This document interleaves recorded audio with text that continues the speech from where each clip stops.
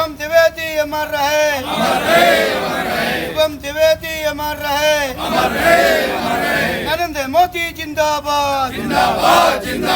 नरेंद्र मोदी जिंदाबाद, नरेंद्र मोदी जिंदाबाद, भारतीय सेना जिंदाबाद, भारतीय सेना जिंदाबाद, शुभम अमर रहे, शुभम द्विवेदी अमर रहे,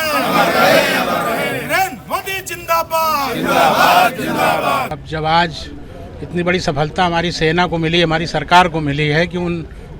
दरिंदे आतंकवादियों का विनाश किया गया है, तो उस अवसर पे सब लोगों का आना तो लाजमी है और सब लोग आए हैं। सब लोगों का हम आभार व्यक्त करते हैं। सब लोग शुरू से, जिस दिन से घटना हमारे परिवार में हुई, मेरे पुत्र को जिस तरह आतंकवादियों द्वारा